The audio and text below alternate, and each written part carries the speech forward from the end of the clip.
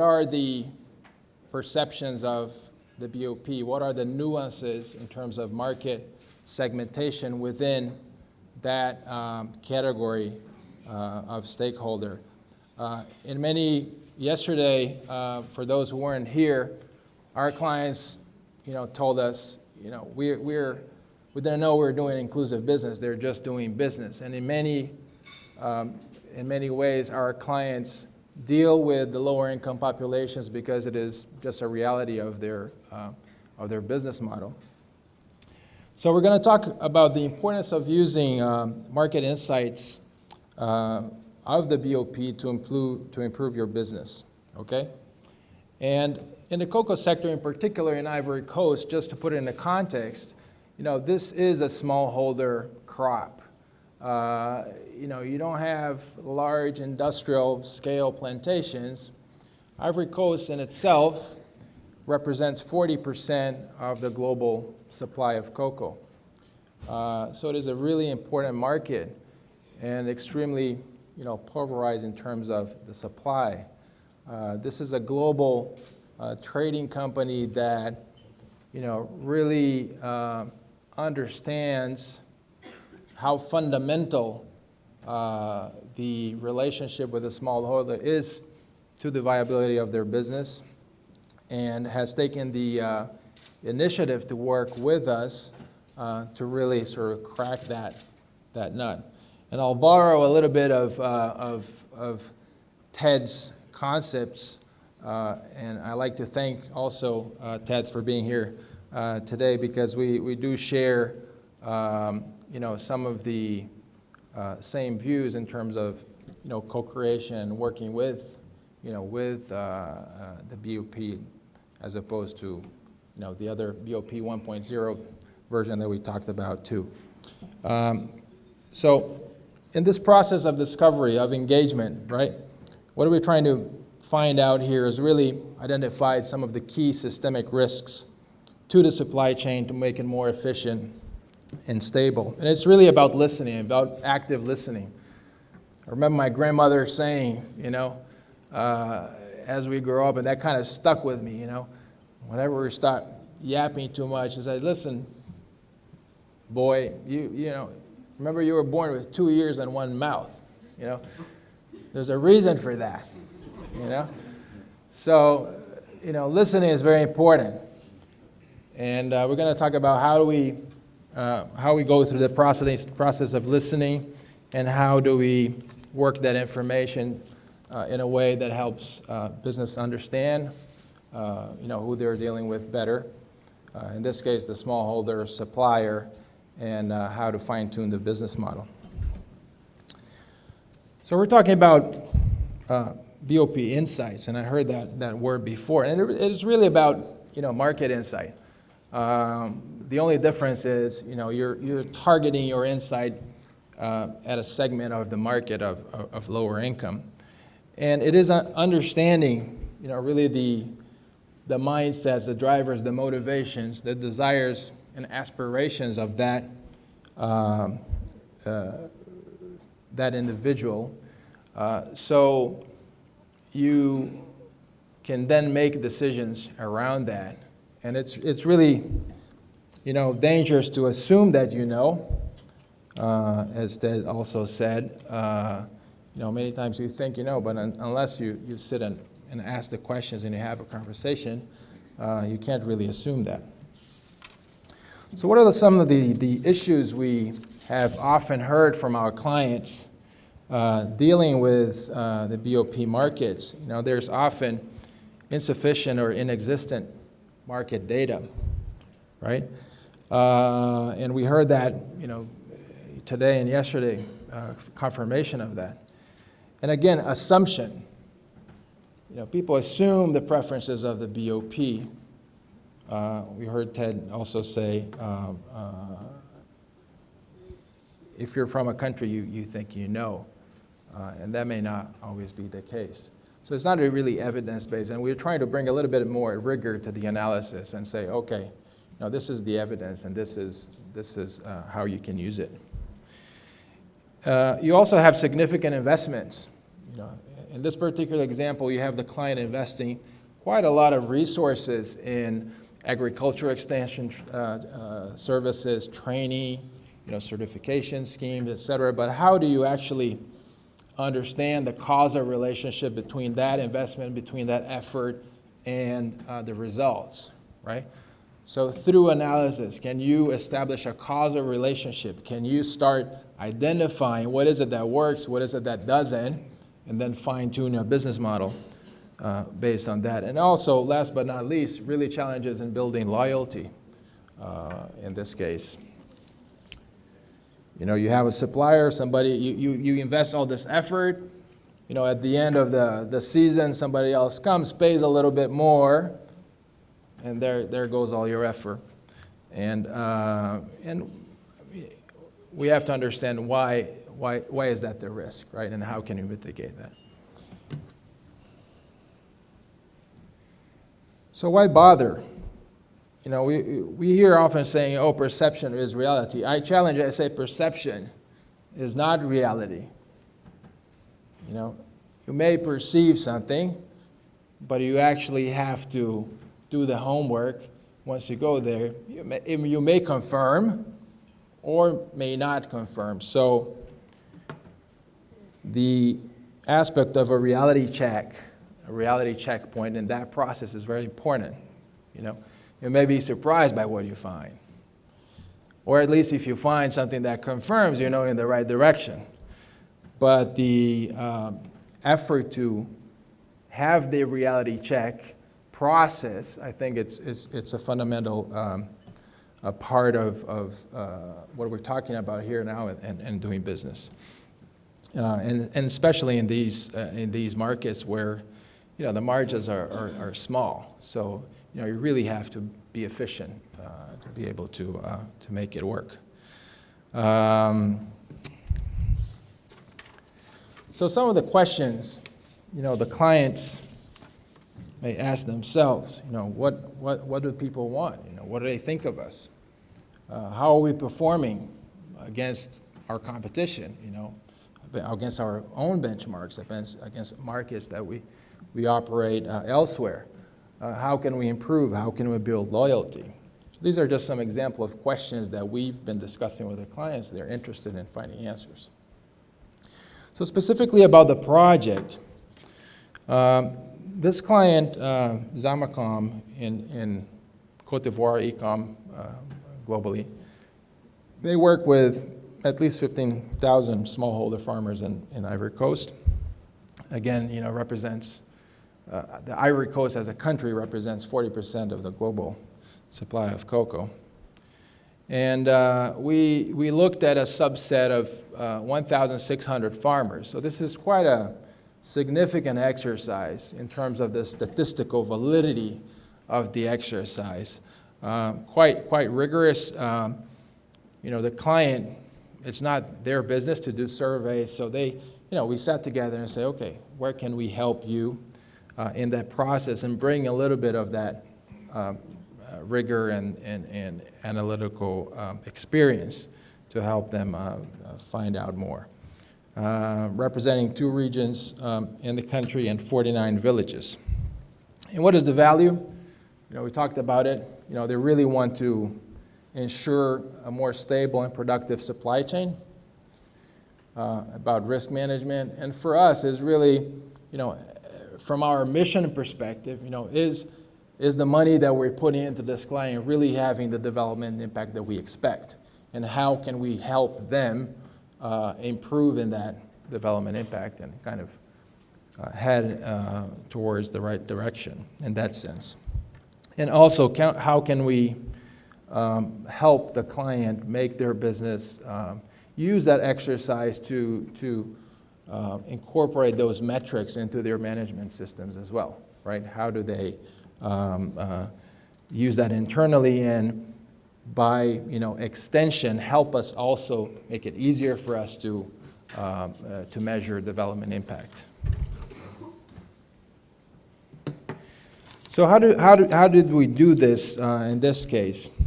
We looked at, it helped that they already had their house in order in terms of the database of the farmers that they worked with. They tracked. Of course, there was a database cleanup process, but anyway, we looked at the database. We selected, a representative sample according to the distribution. So I won't get into too much technical jargon here, but we tried to pick a sample in a way that mirrors, the sample, or the universe of farmers that they are working with.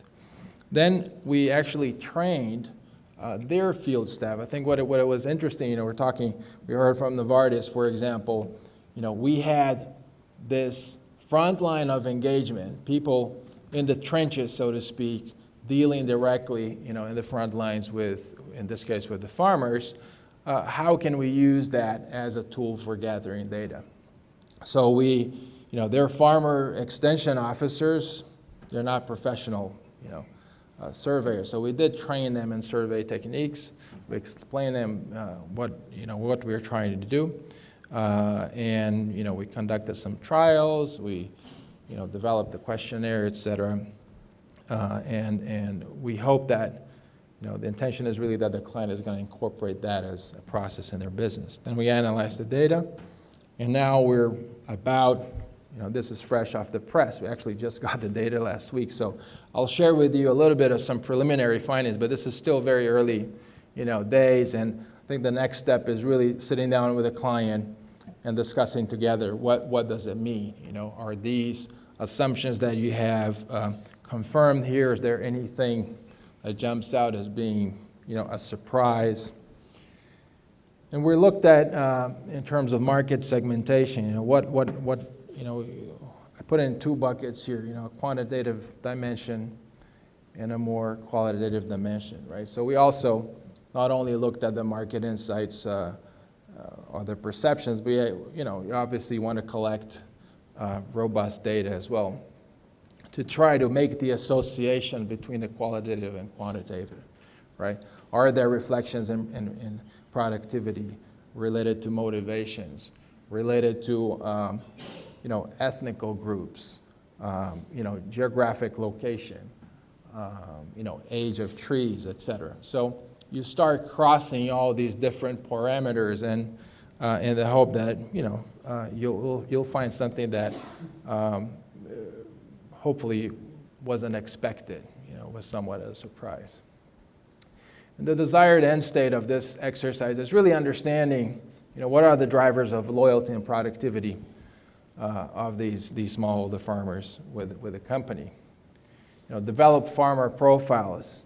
I think Dorja used the word of archetyping, smart segmentation. But in terms of, who are the entrepreneurs in this subset? Who are just there as survivors? Who is an innovator? Trying to understand, are there groups of characteristics that we can, start to look at collectively that makes sense in terms of the type of approach that you take engaging with them. What are the risks perceived? And again, how to create a feedback loop to use that as part of your management. These are buckets of categorization of questions. A little bit more, we talked about, what are the differences in yields and productivity, perception of value, and how can you benchmark yourself against the competition. So what did we find? And this is a preliminary analysis again. Just to give you an idea, what is the typical Ivorian cocoa farmer? And I know there are people here in the audience that have worked in this sector, so I hope we got it right. But in this case, not surprisingly, it's the typical profile. This is a male, aging male. You have an aging population, 60% over 40 years old, actually a third of the total population already over 50. You have a large family size, 6 or more household members. It is, life is hard for these people. You know, 70% use pit latrines, you know, 64% depend on well water. High levels of illiteracy just for women, you know, 80% of women basically are illiterate. 90% are landowners. They own their land. They're not there as hired labor, but only 50% has any kind of proper title. How do they perceive their own occupation? Something that came out very strongly was this fatalistic attitude. You know, I'm a farmer not by choice. It is my destiny. If I would have given another choice, I wouldn't be a farmer. You know, I don't want my kids to be farmers, to follow my footsteps. And not surprisingly, you know, they perceive their life as being difficult. What does that mean for the company? How do you know, talking about shared value, how do you really engage in a discussion?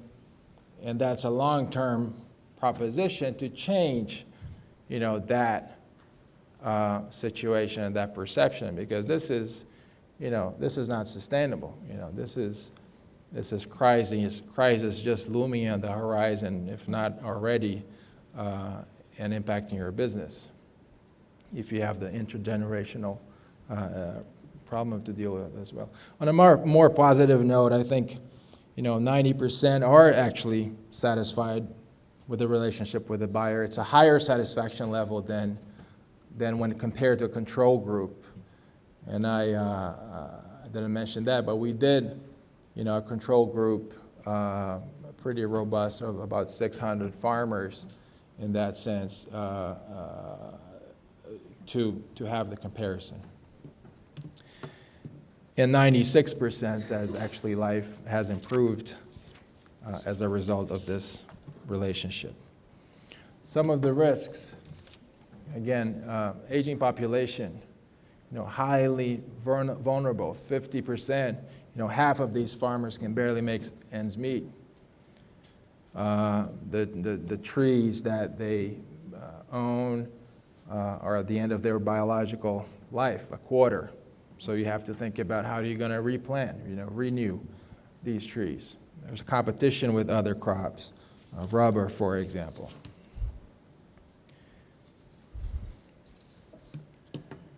You know, some other interesting examples. You know, we saw differences of productivity in between different ethnic groups. You know, there's some anecdotal evidence that you hear, oh, such and such a group are more hard workers than others. The question is why, right? But we actually see the business results crossing the information on ethnicity.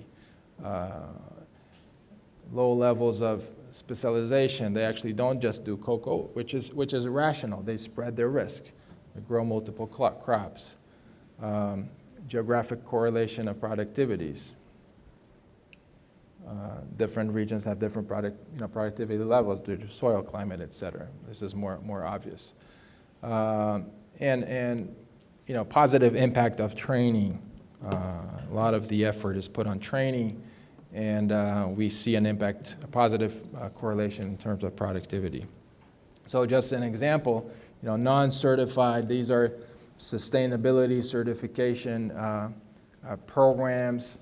You know, we see basically a 45% jump in productivity levels between those who are not have been certified and those who have. And of course, I haven't got into detail, but over time their productivity increases as well. We also did, and we're still crunching the numbers, but we did, as part of the survey, a component of mobile financial services. So we also look at how do they use mobile financial services as part of their operation. How can the client lower the risk? You know, a lot of them, you know, carry huge quantities of cash. They get robbed. How can we mitigate some of those risks by using new technologies?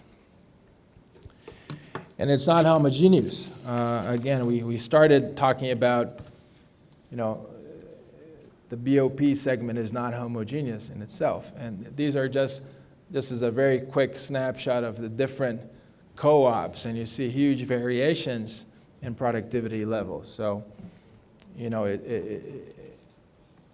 question here is understanding, of those who are performing better, what are the drivers? And which buttons you need to press to be able to improve, or where are you going to allocate your scarce resources and maybe, drop some of those that are not really delivering the results you expect. So in terms of next steps, we have completed the, this as a baseline survey. We're doing the analysis, the segmentation. We're going to discuss the recommendations to the client. Hopefully that will prompt some, course adjustments, some corrective actions. We'll have to measure results again, but the whole point here is to create a habit of interaction and collecting information on a regular basis as part of your business, utilizing already the resources you have out in the field. I would say this is probably the hardest part, the baseline, but it's really commendable that they took the time and the effort to do this, and I'm sure it will pay off over time in terms of business improvement. One last example I wanted to share is from Latin America, and how this client also has tackled, the questions of that. We saw the image of the farmer being fatalistic and low self-esteem. So how they have tackled this by creating loyalty programs, right?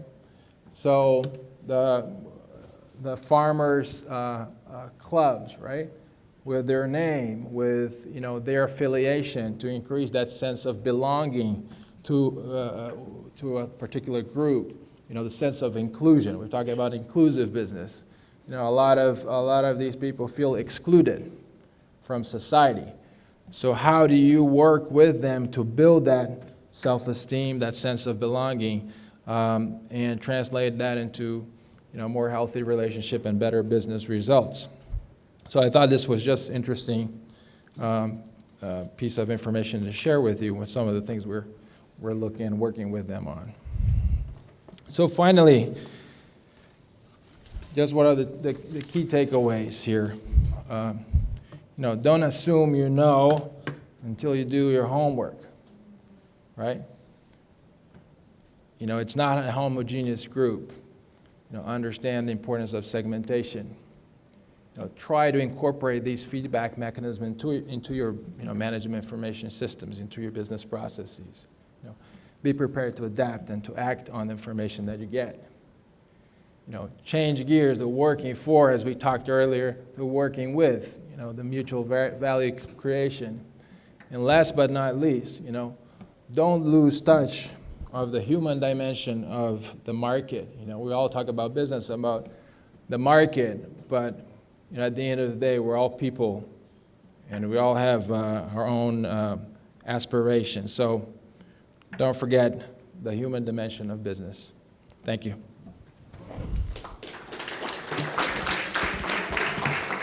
Let's see if there are a couple of questions to either Marcos or Alexis.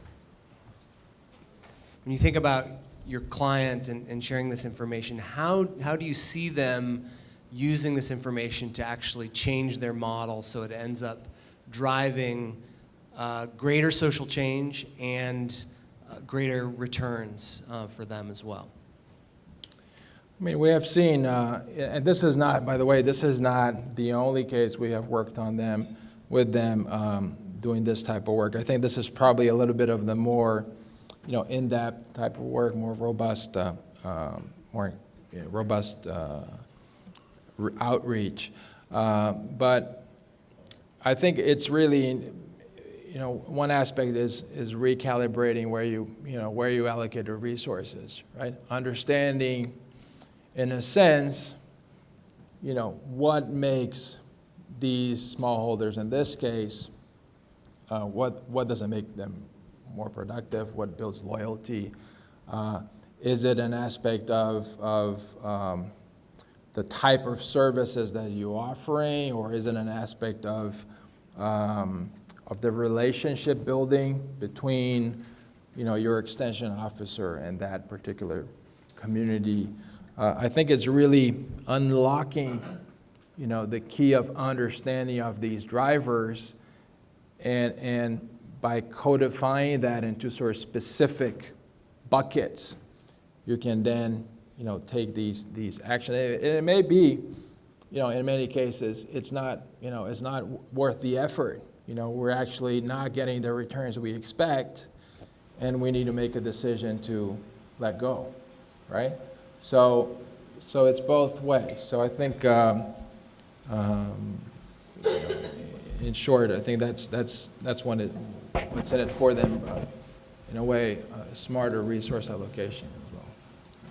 I guess, and just to add to that, we really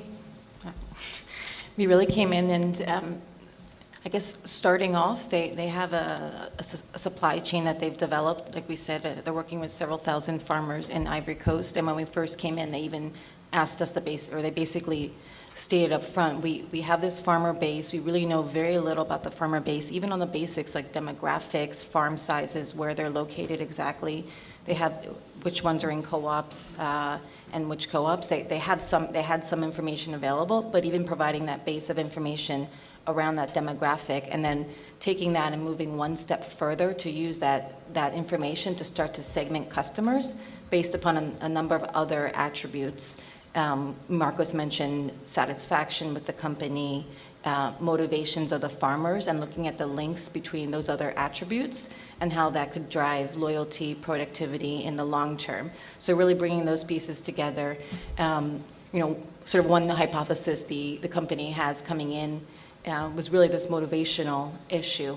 And are there links between certain farmers that are more motivated, and then how willing they are to invest in their farm. So we're looking at, are there links between farmers who we had a number of different attributes around motivation, but are there links between farmers who feel like they have higher self-esteem, farmers who are more entrepreneurial in their approach, links between that and then their actual productivity, so that can even help target a bit what approaches do we take with those farmers versus maybe another segment of farmers who maybe need more, basic support at this point rather than sort of the second level support. We didn't touch upon this in this too much, but we also were looking at service provision and sort of the engagement of the company with the farmers and trying to see even sort of what the links are there and if that's driving, for example, motivations if they're receiving financing. Because that's sort of, at the end of the day, it's about farmer engagement and what can the company as a company do. There's not much you can do with understanding motivations of farmers if there isn't a way you can act on that. So really understanding what the company can do, what approaches they can take, and how that's influencing sort of the perspective and the approach of the farmers and sort of productivity and loyalty long term. I'll just give a quick example, not to extend too much. But for example, at a certain income level, the farmer at that income level might say, what is important to me is financing my operation, right? Can you help me? At the lower level, the farmer might say, what is important to me is to learn, technically how to grow more of this, right? Or how to be more productive. So, it's not a one-size-fits-all solution. Is to be able to say, okay, this group, I'm going to develop a financing, solution for them. This group, I'm going to focus on training, service delivery, and be able to adjust. Thank you, Marcus.